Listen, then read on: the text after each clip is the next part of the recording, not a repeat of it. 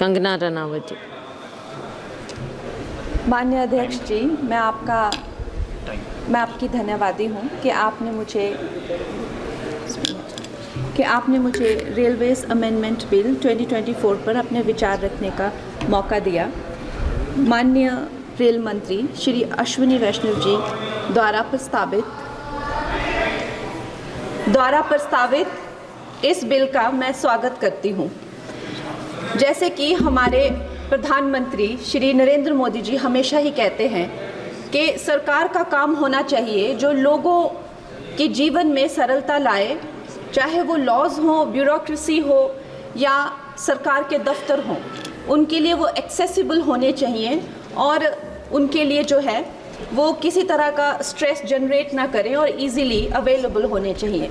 निश्चय ही ये जो बिल है इस उद्देश्य में जो है वो सफल होता है और इसके अंतर्गत जो है 1905 में जो रेलवे बोर्ड एक्ट था उसको 1989 में जो रेलवे एक्ट है उसमें क्लब किया जा रहा है। निश्चय ही इस तरह के जो एक सिंगुलर लॉ बनाकर जो है वो आई फील कि हमारे जो साधारण मानवीय हैं उनके लिए बहुत ही इजीली अवेलेबल होंगे, एक्सेसिबल होंगे, इसीलिए मैं इसका स्वागत करती हूँ।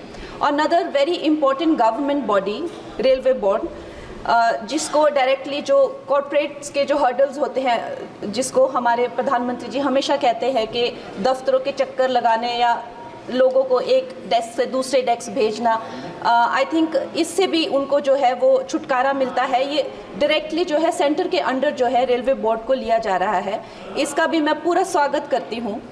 और उसके साथ ही वंदे भारत की जो हमारी जो ट्रेन्स हैं वो हमारे लिए आत्मनिर्भर भारत आधुनिकीकरण का एक बहुत बड़ा, एक प्रभावशाली उदाहरण, एक चिन्ह बनकर आई हैं सामने। और जब 68 वंदे भारत जो है भारत को दी गई थी तो उसमें से एक वंदे भारत हमारे हिमाचल जैसे छोटे से प्रदेश को भी दी गई थी, ऊना शहर में।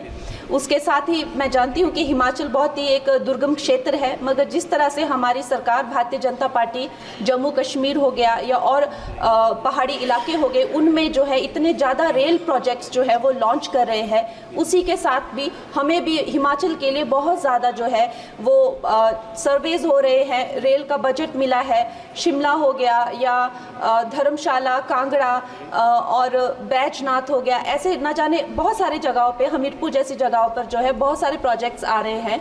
लेकिन मैं माननीय मंत्री जी का ध्यान मैं मंडी क्षेत्र की तरफ लाना चाहूँगी। एक्चुअली मंडी क्षेत्र 60 to 70% ऑफ जो हिमाचल का जियोग्राफिक एरिया है वो मंडी क्षेत्र में ही आता है। ఈ వీడియో మీకు నచ్చినట్లయితే లైక్ చేయండి, 10 మందికి షేర్ చేయండి. అలాగే కామెంట్ల రూపంలో మీ అభిప్రాయాలను మాతో పంచుకోండి. Nationalist hub group of channels ను సబ్స్క్రైబ్ చేసుకుని తెలుగునాట జాతీయవాద జర్నలిజాన్ని ప్రోత్సహించండి. ఈ వీడియో కింద ఉన్న బెల్ ఐకాన్ పై క్లిక్ చేయడం మర్చిపోవద్దు.